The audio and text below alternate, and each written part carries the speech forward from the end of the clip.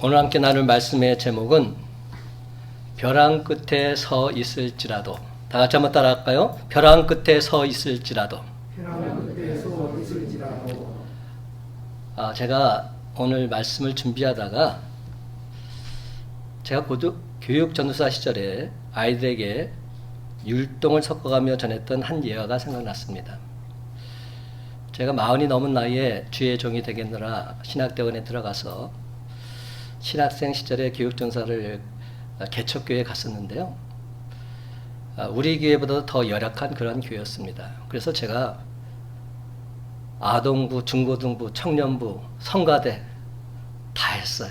그리고 목사님이 어디 가실 때는 새벽지단도 쌓고 주일 오후 찬양 설교도 하고 그때 모든 걸 다 했던 기억이 납니다. 그런데 제가 가장 힘들었던 게 뭐냐면 우리 아이들과 시간을 갖는 거였어요.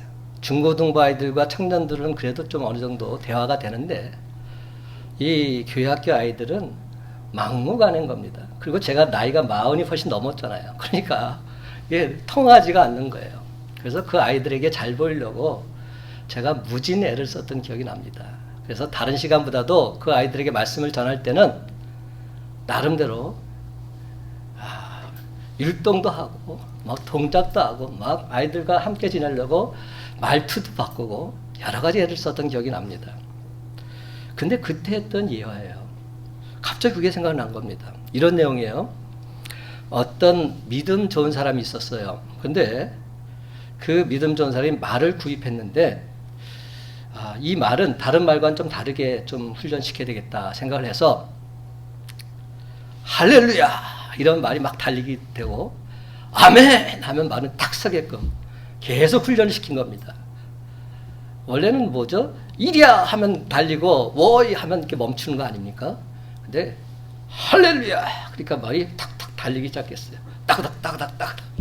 그러다가 아멘 하면 딱 멈추는 거예요. 이걸 아이들한테 막 재롱 섞어가면서 했던 기억이 납니다. 그래서 너무 훈련이 잘 되다 보니까 이제는 한번 실습을 해봐야 되겠다. 그래서 어느 날 광활한 벌판에 그 말을 타고 간 겁니다. 그리고 기분이 너무 좋은 나머지 할렐루야 외쳤더니 말이 막 달려가는 겁니다. 너무 좋으니까 할렐루야 할렐루야 할렐루야 그러니까 말이 쏜살같이 막 달려가는 겁니다. 근데 한참을 달리다 보니까 저 앞에 낭떠러지가 있는 게 보이는 겁니다. 근데 이 사람이 너무 당황하다 보니까 멈추게 해야 되겠는데 그 말이 기억이 안 나는 거예요. 막 달리다가 스톱! 멈춰! 와이! 아무리 해도 안 멈추는 겁니다. 그래서 순간 이러다 나 죽겠다 생각해서 갑자기 기도를 한 거예요. 하나님! 나 살려주세요! 나 구해주세요! 예수님으로 기도합니다! 아멘! 어떻게 됐을까요? 막 달리던 말이 그 낭떠러지 절벽에 딱 멈춰선 겁니다. 너무나 기쁘고 감사해서 할렐루야!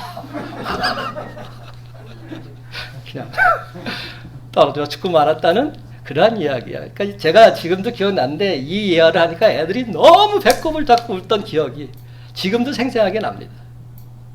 그래서 다른 예화는 기억 안 나는데 이 예화는 지금까지 기억이 나요. 근데 이 예화가 왜 생겼을까요? 우리 입술이 할렐루야 아멘 100번 1000번 해도 그 말씀대로 살지 못한다면 소용이 없다는 겁니다. 많은 사람들이 입술로는 할렐루야 아멘을 외치는데 실제의 삶 속에서는 할렐루야 주님을 찬양하지 못하고 아멘 하나님 말씀을 온전히 믿고 신뢰하지 못합니다. 이것이 문제라는 겁니다. 여러분 우리가 벼랑 끝에 선다는 것 내 상황이 도무지 어떻게 할 수 없는 어렵고 힘든 상황 즉 위기의 상황에 직면해 있다는 것을 의미하고 있습니다. 그것이 가정의 문제든 경제적인 문제든 건강의 문제든 생업의 문제든 영적인 문제든 어떤 문제든지 간에 벼랑끈에 서 있다는 것은 너무나도 힘들고 고통스럽고 안타까운 일이 아닐 수 없습니다. 사랑하는 성도 여러분, 우리가 인생을 살다 보면 나는 지금 벼랑 끝에 서 있구나 이렇게 느껴질 때가 분명히 있어요. 아니 지금 이 순간에도 나는 벼랑 끝에 서 있다 생각하는 분이 있을 수도 있습니다. 그런데 여러분 벼랑 끝에 서 있다고 느껴질 때 내가 과연 어떻게 해야 할 것인가를 생각해보고 대비하는 것 매우 중요합니다. 오늘 본문에서는 그야말로 벼랑 끝에 서 있는 두 사람이 등장합니다. 한 사람은 선지자 엘리야요, 다른 한 사람은 사르밧 과부입니다. 열왕기상 17장은 디셉 사람 엘리야가 아방을 찾아가서 이렇게 선포하는 내용으로 시작하고 있습니다. 내가 하나님 여호와께서 살아계심을 두고 맹세하노니 내 말이 없으면 수년 동안 비도 이슬도 있지 아니하리라. 얼마나 대단한 말씀입니까? 강력한 메시지죠. 여러분, 여기까지 참 좋았습니다. 그런데 3절 말씀을 보면 하나님께서 엘리야에게 그리 시냇가로 가서 숨으라 말씀합니다. 조금 전까지 당당하게 하나님 말씀을 선포했는데 바로 꼬리를 내리라 말씀하고 있는 겁니다. 보이지 않는 요단강 계곡의 그리 시냇가에 가서 숨으라고 말씀하고 있는 거예요. 엘리야는 도무지 이해가 되지 않았어요. 그렇지만 하나님 말씀이기에 그곳에 가서 숨었습니다. 약 6개월 정도 숨어 있었는데 어떤 일이 벌어졌죠? 까마귀를 통해서 떡과 고기를 공급받게 됩니다. 야, 놀라운 일이 생긴 겁니다. 너무나도 그 상황이 신기해서 처음에는 참 재미있었어요. 아, 이런 일이 다 벌어지는구나. 근데 그것도 하루 이틀이지. 매일 까마귀가 갖다 주는 음식만 먹다 보니까 지치고 지루하고 견디기 힘들었을 것입니다. 시냇가에 물이 마르자 하나님은 엘리야에게 두 번째 명령을 하십니다. 사르밧 땅으로 가라. 근데 여러분, 사르밧 땅이 어떤 곳이에요? 사르밧 땅에 대한 선 이해가 있어야 됩니다. 사르밧 땅은 바알 신의 본거지입니다. 우상의 본거지가 사르밧 땅입니다. 그리고 지금 엘리야를 죽이고자 하는 이세벨 왕비의 고향입니다. 그러니까 완전히 우상으로 만연한 그곳이죠. 사르밧 땅으로 가는 것은 어쩌면 짚을 지고서 불 속으로 뛰어들어오는 것과 똑같이 위험한 상황일 수 있습니다. 그런데도 하나님은 엘리야에게 사르밧 땅으로 가라고 말씀하시면서 그것도 과부에게 가라. 과부가 너를 먹일 것이다. 이렇게 말씀하고 계신 겁니다. 감으로 메마른 20년에 부자도 나그네를 먹인다는 것 참 쉽지 않을 터인데 아무것도 없는 과부가 자기를 먹일 것이다. 이렇게 말씀하시니까 엘리야로서는 참으로 순종하기 어려운 명령이었습니다. 더욱이 사르밧 과부가 누군지도 모르고 이름도 모르고 어디에 사는지도 알지 못합니다. 솔직히 사르밧이라는 동네가 손바닥만한 동네도 아닐 테고 거기서 하나님이 예비해 놓으신 과부를 찾는다는 것 쉽지 않은 일이었습니다. 그런 막막한 하나님 명령을 듣고서 엘리야는 그리 시냇가에서 16km 정도 떨어져 있는 사르밧으로 가고 있습니다. 그 내용이 10절 말씀. 다 같이 10절 말씀 함께 읽어봅시다. 시작. 그가 일어나 사르밧으로 가서 성문에 이를 때 한 과부가 그곳에서 나뭇가지를 줍는지라. 이에 불러 이르되 청하건대 그릇에 물을 조금 가져다가 내가 마시게 하라. 아멘. 엘리야는 지금 하나님께서 사르밧으로 가라고 하시니까 그곳에 무작정 간 겁니다. 그때 때마침 한 여인이 성문에서 나뭇가지를 줍고 있는 겁니다. 참으로 절묘한 타이밍입니다. 이런 것을 안 믿는 사람들이 뭐라고 하죠? 우연이다 말합니다. 하지만 여러분, 성도들에게는 우연이란 있을 수 없습니다. 필연입니다. 모든 것이 다 하나님의 계획하심이요 하나님의 섭리하심인 줄 믿으시기 바랍니다. 우리가 볼 때는 너무나도 막막하지만 하나님 명령에 순종하고 달려가게 된다면 참으로 환상적인 계획과 섭리가 우리를 기다리고 있는 줄 믿으시기 바랍니다. 그렇습니다. 하나님의 섭리하심은 그 타이밍이 정확합니다. 결코 빗나가지 않습니다. 그러므로 사랑하는 성도 여러분, 오늘 시간 벼랑 끝에 서 있었던 두 사람 엘리야와 사르밧 과부를 통해서 하나님께서 저와 여러분에게 들려주길 원하시는 레마의 말씀을 밝히 깨달아 앉는 저와 여러분이 다 되시기를 주님의 이름으로 간절히 축원합니다. 첫 번째로 엘리야는 하나님 명령에 순종했습니다. 하나님 명령에 순종한 엘리야. 사르밧 땅에 가서 과부를 만나 내가 지시한 일을 하라 하나님이 명령하셨습니다.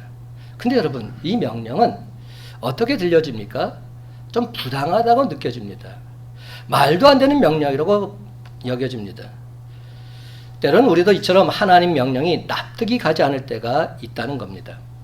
오늘 본문 10절을 보니까 엘리야가 사르밧 가부에게 물 한 그릇을 떠달라 요청합니다.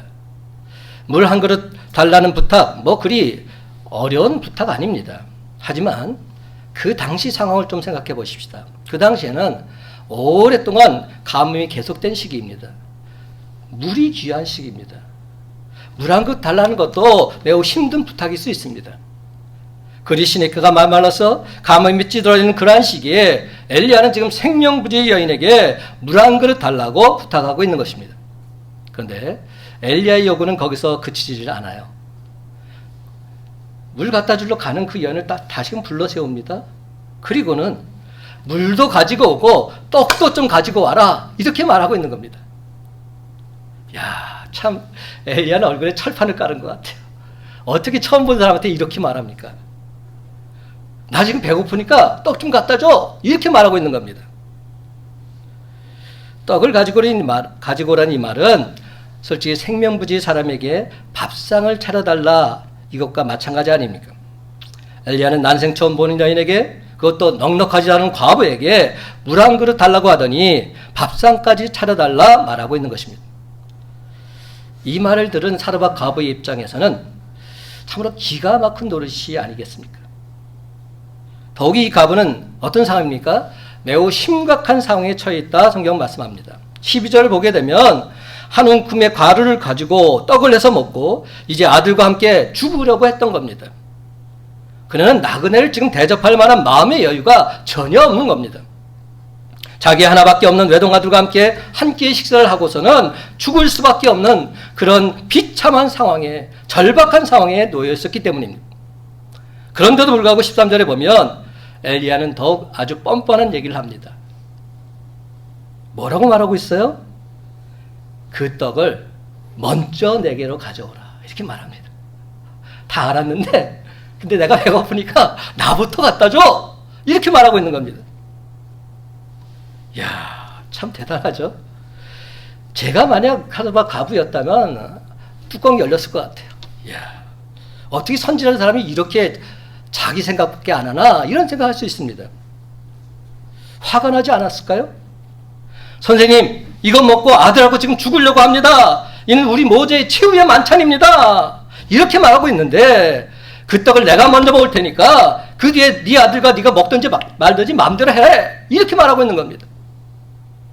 우리가 지금 성경 말씀이니까 은혜롭게 지금 이 말씀을 읽지만 굉장히 세상적인 기준으로 볼 때는 안타까운 모습인 거죠. 어떻게 주의 종이란 사람이, 선지란 사람이 이렇게 자기 주관적일 수 있을까? 만약 저 이대성 목사가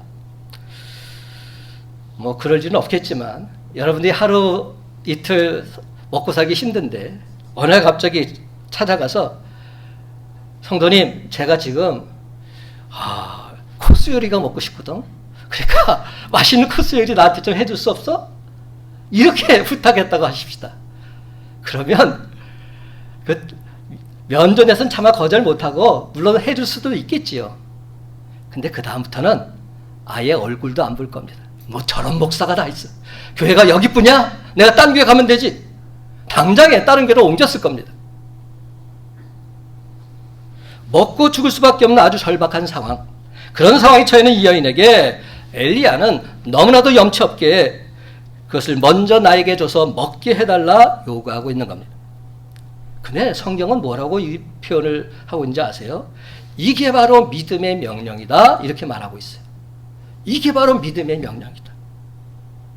저는 이 부분에서 딱 걸렸어요. 어떻게 이게 믿음의 명령이란 말입니까? 도무지 납득이 가지 않았어요. 그래서 저는 이 말씀을 다시 한번 곰곰이 묵상하면서 생각해 보았습니다. 내가 과연 그런 상황에 직면해 있다면 나도 엘리야처럼 이렇게 담대히 말할 수 있었을까? 저는 성격적으로 그렇게 담대하게 말하지 못합니다. 그리고 믿음으로도 내가 이렇게 담대하게 말할 자신이 없어요. 오히려 이렇게 하나님께 매달린 편이 더 나았을 겁니다. 하나님, 아무리 그것이 하나님 명령이라도 저는 솔직히 제 양심상 그렇게 못하겠습니다. 차라리 제가 굶어 죽는 편이 낫겠습니다. 아마 저는 이렇게 말했을 것 같아요. 근데 여러분, 이는 인정이 있고 합리적인 생각처럼 보일런지는 모르겠지만 믿음의 태도는 아닙니다. 믿음의 기준이 무엇입니까? 믿음의 기준은 내 양심이나 내 인정에 이끌리지 않습니다. 내 의지나 내 결단에 달려있지도 않습니다. 오직 한 가지 기준은 주님의 말씀입니다. 주님 말씀하시면 그대로 전하는 것, 이것이 선지자의 역할이요 주의 종의 사명입니다. 주님이 가라하면 가고 서라하면 서고 전하라면 그대로 전하는 것, 이것이 하나님 종의 사명입니다. 그런 점에서 엘리야 선지자는 믿음의 사람입니다. 하나님 말씀 앞에 순종한 위대한 선지자 중에 선지자입니다. 그는 환경이나 사람에게 결코 매이지 않았습니다. 오직 주님이 명령하신 대로 순종하고 있습니다. 이것이 바로 오늘 우리가 배워야 될 순종의 태도입니다. 그렇습니다. 엘리야가 이 과부에게 염치 없이 떡을 가져오라고 이 말은 사사롭게 자기의 욕심, 육체의 만족을 채우기 위함이 아니었던 것입니다. 사라밧 과부가 이제 굶어 죽을 수밖에 없는 절체절명의 상황 속에 있을 때 엘리야가 그 과부에게 떡을 먼저 내게 가져오라고 한 이 말, 믿음의 명령이었습니다.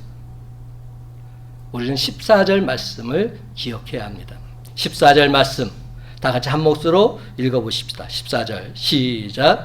이스라엘의 하나님 여호와의 말씀이 나 여호와가 비를 지면에 내리는 날까지 그 통의 가루가 떨어지지 아니하고 그 병의 기름이 없어지지 아니하리라 하셨느니라. 아멘. 여러분, 지금 이 말씀의 주어가 누구이십니까? 누가 하셨다고요? 나 여호와가, 하나님께서 그 고통의 가루가 떨어지지 아니하고 그 병의 기름이 마르지 않게 될 것임을 엘리야 선지자에게 분명히 약속해 주신 것입니다. 어디서 이런 말씀을 하셨습니까? 그릿 시내가에서. 엘리야가 그릿 시내가에 있을 때 내가 이곳을 떠나서 사로밧 과부에게 가라. 그러면 거기서 과부를 만나게 될 터인데 그가 너를 먹일 것이다. 내가 그 통의 가루가 마르지 않게 할 것이고 그 병의 기름이 떨어지지 않게 하겠다. 분명히 말씀해 주신 것입니다. 사랑하는 성도 여러분, 엘리야는 바로 이 하나님 약속의 말씀을 믿었습니다. 어찌 보면 엘리야가 사르밧에서 이 여인을 만났을 때 이토록 절박한 상황에 놓여 있는 줄 몰랐을런지도 모릅니다. 그런데 여러분, 바로 그 순간 엘리야는 하나님께서 그릿 시내가에서 자신에게 주셨던 약속의 말씀, 내가 너를 먹게 하겠다. 그 통의 가루가 떨어지지 않게 하겠다. 그 병의 기름이 마르지 않게 하겠다. 바로 그 약속의 말씀을 기억했습니다. 엘리야는 그 약속의 말씀을 기억하고서 지금 믿음으로 명령하고 있는 것입니다. 오직 믿음으로 가지고 오라. 아주 염치 없는 것 같지만 내가 먼저 먹어야겠다. 그래야 진정 너희 집에 가루가 떨어지지 않고 기름이 떨어지지 않을 것이다. 여러분, 믿음이란 무엇입니까? 믿음은 이해되는 것이 아닙니다. 믿음은 바랄 수 없는 것을 바라는 것입니다. 믿음은 보이지 않는 것을 보는 것입니다. 이게 바로 진짜 믿음입니다. 엘리야의 명령은 어찌 보면 너무나도 터무니없는 염치 없는 것처럼 보입니다. 그러나 엘리야의 명령은 터무니없는 것이 아니었습니다. 염치 없는 것이 아니었습니다. 그것은 믿음의 명령이었습니다. 저는 지금 이 순간 자신 있게 선포할 수 있습니다. 오직 믿음으로 명령하면 통의 가루가 떨어지지 않을 줄로 믿습니다. 오직 믿음으로 명령하면 병의 기름이 마르지 않을 줄로 믿습니다. 그렇습니다, 여러분. 오직 믿음으로 명령하면 지금도 여리고성이 무너지게 될 것입니다. 오직 믿음으로 명령하면 우리 삶 가운데서 지속적인 하나님의 축복을 경험하게 될 것입니다. 여러분, 이게 바로 믿음의 명령입니다. 그러므로 오늘 시간 하나님 말씀을 의지해서 여러분에게 오직 믿음으로 명령합니다. 지금 잠깐 고통 가운데 빠져 있지만 곧 그 고통에서 벗어나게 될 것입니다. 부지불식간에 회복의 기적이 나타나게 될 것입니다. 그렇습니다. 우리가 오직 믿음으로 명령하면 하나님께서 그 명령을 반드시 이루어 주실 줄로 믿습니다. 사랑하는 성도 여러분, 엘리야는 그 결과를 하나님께 온전히 맡겼습니다. 가루가 떨어지지 않고 기름이 마르지 않는다는 것은 엘리야가 할 수 있는 것이 아니었기 때문입니다. 이것은 하나님만이 하실 수 있는 일입니다. 그러므로 엘리야가 할 수 있는 일은 무엇입니까? 오직 하나님 말씀을 그대로 믿고서 오직 믿음으로 명령하는 것이었습니다. 그 약속을 믿고서 담대히 선포하는 것이었습니다. 그리하면 하나님께서 그 선포 그대로 그 통에 가루가 떨어지지 아니하고 그 병에 기름이 없어지지 않도록 부어주실 줄 그는 확신했기 때문입니다. 그렇습니다, 여러분. 지금 비록 벼랑 끝에 서 있다 할지라도 엘리야처럼 하나님 약속의 말씀을 믿고서 담대히 선포하며 나아갈 때 누르고 넘치도록 부어주시는 하나님의 기적을 체험하며 살아가는 저와 여러분의 삶이 다 되시기를 예수님의 이름으로 간절히 축원합니다. 두 번째로 엘리야의 명령에 순종하는 사르밧 과부입니다. 여러분, 엘리야는 선지자예요. 그러니까 엘리야가 하나님 말씀에 순종하는 것은 너무나도 당연한 것입니다. 근데 사르밧 과부는 좀 달라요. 사르밧 과부는 하나님을 믿는 사람이 아닙니다. 이방 여인입니다. 그런데 그 여인이 지금 엘리야의 명령에 순종하고 있습니다. 여러분, 15절은 이렇게 시작하고 있어요. 그가 가서 엘리야의 말대로 하였더니 그가 가서 엘리야의 말대로 했다. 이렇게 말하고 있습니다. 사르밧 과부는 그 마지막 떡, 생명의 떡, 아들의 생명이 달린 바로 그 떡을 만들어 가지고서 엘리야에게 대접해 주고 있는 겁니다. 그렇습니다, 여러분. 이 떡은 진짜 목숨과도 같은 떡인데 그걸 지금 나그네에게 내어놓았다 말하고 있습니다. 보통 사람의 생각으로는 도저히 이해할 수 없는 상황입니다. 납득할 수 없는 상황입니다. 근데 더 놀라운 사실이 뭔지 아세요? 제가 오늘 말씀을 준비하다가 깜짝 놀란 부분이 있어요. 12절 말씀입니다. 그가 이르되, 그가 누굽니까? 사르밧 과부가 하는 말입니다. 그러니까 뭐라고 말합니까? 이렇게 말합니다. 당신의 하나님 여호와께서 살아계심을 두고 맹세하노니. 그녀가 지금 살아계신 하나님을 두고 맹세한다? 엘리야에게 말하고 있는 겁니다. 여러분, 이 상황이 좀 이상하지 않으세요? 지금 사르밧 과부가 하나님을 아는 자라면 이렇게 말할 수 있어요. 당연히 그렇게 말해야죠. 근데 이 사르밧 과부는 그런 여인이 아닙니다. 바알 신을 숭배하던 여인입니다. 사르밧 과부가 바알의 본거지에 살고 있기 때문에 만약 그녀가 말한다고 한다면 이렇게 말해야 맞습니다. 내가 바알의 이름으로 맹세하지만 나는 떡이 없습니다. 다만 가루 조금하고 가루 기름 조금 있을 뿐입니다. 이게 정답이지요. 그런데 이 사르밧 과부는 바알의 이름으로 맹세하지 않고 여호와께서 살아계심을 두고 맹세하고 있습니다. 그렇다면 언제 이 과부에게 하나님을 믿는 믿음이 들어갔을까요? 우리가 성경을 읽다 보면 많은 부분을 생략하고 있음을 발견하게 됩니다. 저는 이 과부에게 믿음이 들어간 것은 엘리야와의 만남에서부터 시작되었다 확신합니다. 왜 제가 이런 확신을 갖게 됐는지 아세요? 우리가 너무 잘 아는 신약에서 예수님께서 고기 잡는 어부를 제자 삼을 때 장면 기억하시죠? 누가복음 5장에 나와요. 예수께서 시몬 베드로를 부르실 때 장면을 한번 묵상해 보십시다.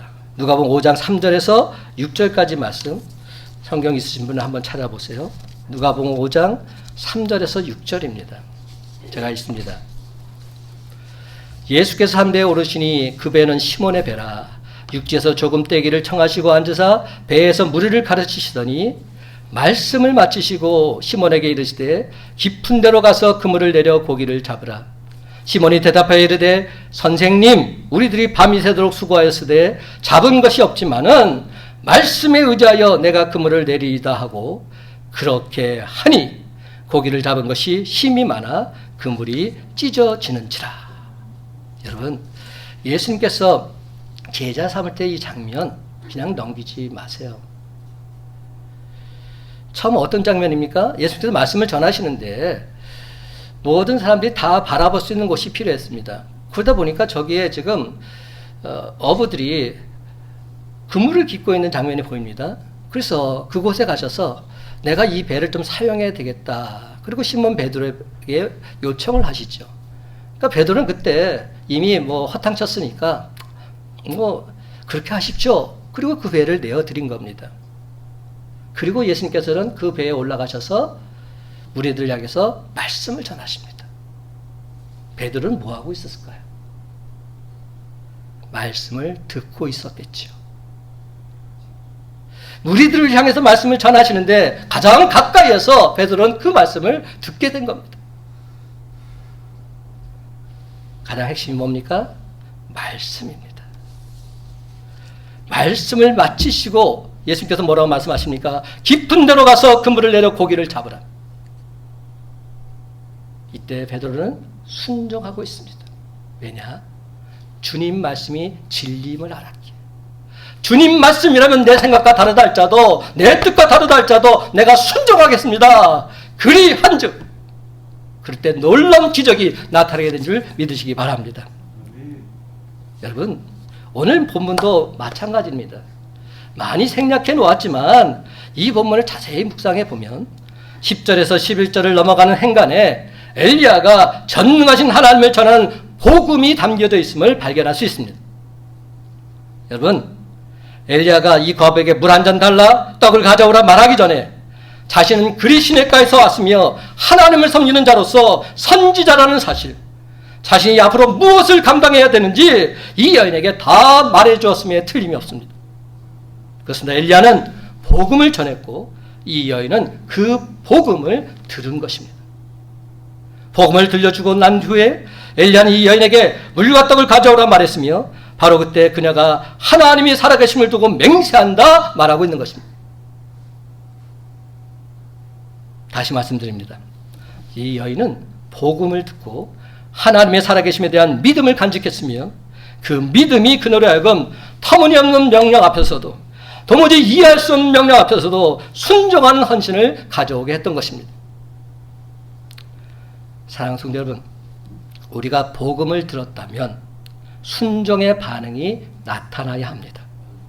복음을 들었음에도 순종이 없다면 이는 그가 들은 복음이 가짜이거나 아니면 그 복음을 들은 그 사람이 가짜이거나 둘 중에 하나입니다. 그렇다면 그의 믿음은 온전한 믿음이라 할 수 없습니다. 가짜 믿음입니다. 껍데기 뿌린 믿음입니다. 복음을 들었다면 그 말씀대로 살아야지요. 그게 진짜 복음입니다. 그렇습니다. 여러분, 믿음과 순종은 동전의 양면과도 같습니다. 믿음이 있다면 반드시 순종하게 되어 있습니다. 믿음이 없이는 순종할 수 없습니다. 이것이 진정한 복음의 핵심입니다. 사르밧가버는 하나님의 살아계심을 엘리야를 통해서 믿었습니다. 그러한 믿음이 있었기에 그는 도저히 할 수 없는 행동인 생명과 같은 떡을 가지고서 엘리야 앞에 가지고 나올 수 있었던 것입니다. 그렇습니다. 이것이 바로 순종의 참된 모습입니다. 이런 순종이 있음으로 말미암아 진정 통의 가루가 다하지 않게 되었고 병의 기름이 떨어지지 않은 크나큰 은혜와 축복을 받게 된 줄 믿으시기 바랍니다. 그런데 여러분, 우리 삶을 한번 들여볼까요? 우리는 자꾸만 하나님이 주신 은혜, 축복에만 관심을 갖고요 살아요. 그래서 참으로 안타깝게도 내게 복 달라고, 은혜 달라고 계속 달라고 하나님께 간구합니다. 그런 복, 그런 은혜를 얻기 위해서 나무 뿌리도 뽑고 땡깡도 부리고 금식까지 하기도 합니다. 하지만 여러분, 분명히 말씀드립니다. 하나님의 축복은 순종의 통로를 통해서 우리에게 오게 되어 있습니다. 그러므로 순종하지 않으면 하나님의 축복 우리 가운데 임할 수 없습니다. 만약 임한 것처럼 느껴진다면 그것은 가짜 축복입니다.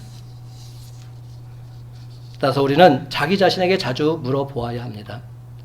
나에게 순종이 있는가? 엘리야를 통해서 사르밧가부가 복음을 듣고 하나님의 살아계심을 믿었던 것처럼 나도 선포되어진 말씀을 통해서 복음을 들었는데 그 복음을 향한 정당한 반응이 있는가? 순종의 모습이 나에게 있는가? 자문자답해 보아야 합니다. 사르밧가부가 순종하지 않았다면 통의 가루가 마르지 않는 복을 어떻게 경험할 수 있었겠습니까? 그렇습니다. 축복은 순종으로 말미암아 나타나는 것입니다. 순종 없이는 능력도 없습니다. 순종 없이는 기적도 없습니다. 순종 없이는 기쁨과 감격도 있을 수 없습니다. 그러므로 하나님 말씀이라면 도무지 이해가 안 되어도 전적으로 순종하는 저와 여러분의 삶이 다 되시기를 주님의 이름으로 간절히 축원합니다. 그런데 여러분, 우리가 너무나 잘 알고 있으면서도 왜 자꾸만 순종하지 못할까요? 순종하지 못하는 이유가 무엇일까요? 순종에는 꼭 따라오는 것이 있기 때문입니다. 그것이 바로 헌신입니다. 순종과 헌신은 쌍둥이와 같은 것입니다. 늘 함께합니다. 순종할 때 헌신이 따라오지 않는 경우가 전혀 없습니다. 순종하면 헌신은 자동적으로 따라오게 되어 있습니다. 그렇습니다. 여러분이 하나님 앞에 순종하기로 다짐한다면 여러분 그 순종의 대가인 헌신을 반드시 하셔야 합니다. 여러분, 헌신은 솔직히 말하자면 내가 손해볼 것을 감수하는 행동입니다. 내가 내 것을 내려놓는 것이 선행되어야 합니다. 엘리야는 선지자니까 그렇다 칩니다. 뭐 선지자는 그 정도는 해야죠. 선지자가 하나님만 순종하지 못한다면 그건 선지자도 아니지요. 근데 이 사르밧 여인은 극심한 가난 속에서, 가뭄 속에서 아들과 함께 지금 굶어 죽어야 될 지경입니다. 비참한 상황입니다. 그런데도 엘리야 선지자의 말씀을 들은 이 여인 그대로 순종하고 있습니다. 이 장면을 하나의 이야기로 듣게 되면 뭐 그럴 수 있지 이렇게 생각할 수 있어요. 근데 막상 그 장면이 나에게 해당된다. 나 자신의 문제라면 여러분 순종하시겠어요? 지금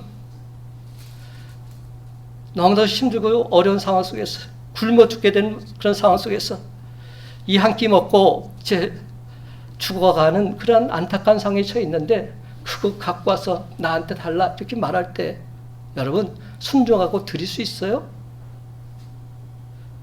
막상 그것이 내 자신의 문제라면 정말 순종하기 어려운 상황입니다. 그런데도 이 여인은 먼저 엘리야 선지자에게 작은 떡 하나를 만들어주고 있습니다. 사르밧 과부의 입장에서 볼 때 작은 떡 하나는 그녀의 목숨과도 같습니다. 자신의 아들의 생명과도 같습니다.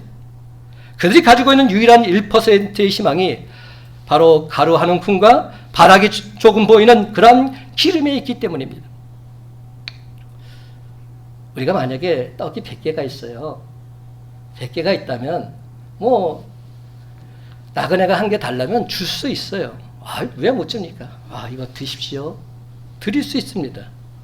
그런데 자신의 생명과도 같은 한 개, 이건 뭐 없으면 안 되는 상황,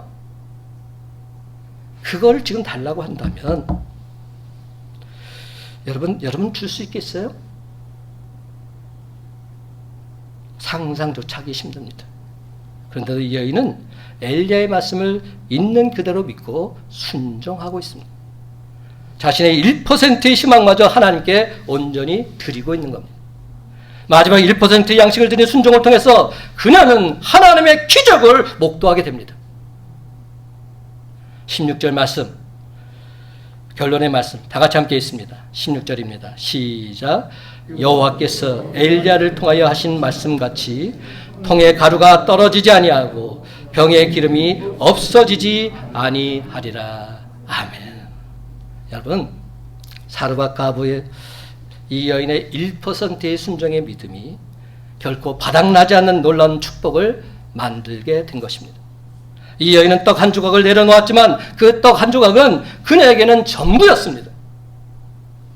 그렇습니다. 이것이 진정 순종의 대가인 헌신인 것이죠. 헌신. 사랑하는 성도 여러분, 순종의 대가인 헌신이 전부를 다 내려놓는 것이기에 하나님은 그녀의 전부를 온전히 다 책임져 주신 줄 믿으시기 바랍니다. 그렇다면 여러분, 왜 하나님께서는 지금도 헌신하는 일꾼을 찾고 계실까요? 왜 여러분에게 자꾸만 내려놓으라고 말씀하실까요? 여러분을 축복해 주시려고 그러시는 겁니다. 어떤 때는 도무지 이해가 가지 않았습니다. 아니, 왜 하나님께서는 아무것도 없는 나에게, 마치 사르밧 과부와 같은 그런 나에게 그 떡 한 조각 달라고 하시는지 도무지 이해가 되지 않았습니다. 왜 그러셨을까요? 그 통에 마르지 않는 복을 허락해 주시려고 달라고 하시는 겁니다. 하나님 왜 병에 조금밖에 없는 그 기름을 달라고 하시는지 도무지 이해가 되지 않았지요. 왜 그러셨습니까? 병에 기름이 떨어지지 않은 축복을 허락하시려고 나에게 요구하고 계신 겁니다. 그러므로 사랑하는 성도 여러분, 하나님 말씀에 온전히 순종함으로써 하나님 아버지께 헌신하시기 바랍니다. 그러면 하나님의 크신 능력이, 하나님의 어메이징한 기적이 우리에게도 반드시 나타나게 될 줄로 믿습니다. 그렇습니다. 여러분의 가장 귀한 것을 하나님께 드리는 대가 지불을 하시기 바랍니다. 여러분의 몸을 들여보십시오. 여러분의 물질을 들여보십시오. 여러분의 시간을 들여보십시오. 그러면 하나님의 한량없는 은혜와 축복이 여러분 삶 속에 넘쳐나게 될 줄로 믿습니다. 사랑하는 성도 여러분, 너무나도 비참했던 이 사르밧 과부가 순종했을 때 이 가정이 어떻게 바뀌고 있습니까? 그 장면을 상상만 해도 너무나도 행복한 모습 아닙니까? 이 사르밧 과부의 가정은 사르밧 교회라 할 수 있습니다. 이 아름다운 교회는 교인 수가 많지 않아요. 담임 목사 한 분, 여집사 한 분, 그리고 교회학교 학생 한 명. 아주 단촐한 교회입니다. 그러나 그 교회는 수천 명, 아니 수만 명이 모인 그 어떤 교회보다도 기쁨과 감격이 넘쳐나고 있습니다. 날마다 기적을 맛보고 있습니다. 이 모든 것은 하나님께서 하셨습니다. 하나님의 전적인 은혜입니다. 하나님 아버지 감사합니다. 모든 영광, 모든 찬송을 받아 주시옵소서. 이제 말씀을 맺습니다. 사랑하는 성도 여러분, 비록 우리가 선지자 엘리야와 사르밧 과부처럼 벼랑 끝에 서 있다 할지라도 하나님 명령에 온전히 순종하기만 하면 세상에 줄 수 없는 참된 행복을 맛보는 영적 거인들이 될 줄로 믿습니다. 그렇습니다. 여러분, 하나님께서는 오늘 이 순간에도 헌신이 동반된 순종의 사람을 찾고 계십니다. 그러므로 하나님 말씀에 온전히 순종하는 헌신된 일꾼, 바로 그 사람이 저와 여러분이 다 되시기를 예수님의 이름으로 간절히 축원합니다.